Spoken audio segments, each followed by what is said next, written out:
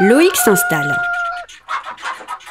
Il s'inquiète de valoriser au mieux sa production et veut tenter de vendre une partie directement aux consommateurs. Mais il ne veut pas rester tout seul dans son coin. Il cherche des solutions et rencontre Camille. Par son travail, Camille informe les paysans des différentes formes possibles pour développer la vente en circuit court. Loïc lui a expliqué ses doutes. Camille l'a donc mis en relation avec le magasin de producteurs le plus proche de chez lui. Loïc découvre le circuit court. Un circuit court, c'est un échange marchand agricole avec maximum un intermédiaire entre le producteur et le consommateur. C'est-à-dire vous, si vous le souhaitez, et moi. Loïc est content.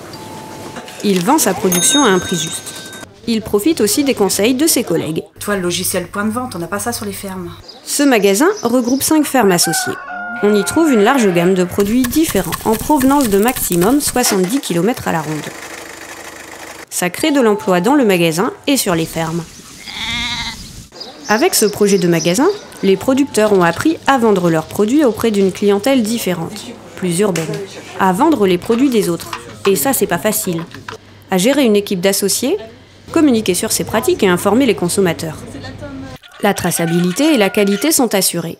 Donc, les clients sont contents. Moi j'aime beaucoup ce magasin, il propose des produits de qualité qui viennent directement du champ, sans OGM, tout est bio. Dans le canton, ça crée du lien social. Donc, les habitants aussi sont contents. L'élu du coin est contente, car ses administrés sont contents. Comme Loïc, d'autres producteurs ont recours au circuit court. Christophe élève des chèvres, transforme leur lait en fromage et le vend directement à la ferme. Les gens, quand ils viennent, s'ils ont des petits-enfants ou autres, ils font un tour à la ferme. Didier et Bruno vendent leurs produits via un réseau de producteurs qui approvisionne la restauration collective dans leur département. S'approvisionner localement, ça permet à des jeunes agriculteurs de s'installer. Dominique et Xavier, eux, vendent une partie de leurs légumes à une association de consommateurs. On est vraiment proche du consommateur et leur expliquer pourquoi au mois de décembre on peut leur fournir des tomates par exemple, ou leur dire que chaque saison a un légume et vice versa, chaque légume a une saison. 3 jeunes agriculteurs associés vendent au marché. J'aime bien vendre au marché pour voir les gens en face de moi et discuter avec eux, avoir leur retour aussi sur les produits qu'on fait, et puis ça donne du sens à ce qu'on fait. L'élu est contente, elle qui voulait plus de vie dans sa campagne. Alors, que voulons-nous ?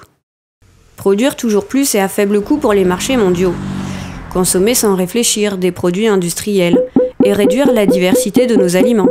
Laisser disparaître nos producteurs et artisans et transformer les campagnes en déserts. Ou favoriser des productions locales qui permettent de maintenir des fermes et des familles d'agriculteurs. Permettre à chacun d'avoir une alimentation saine et délicieusement citoyenne. Préserver notre cadre de vie et rendre à nouveau nos campagnes vivantes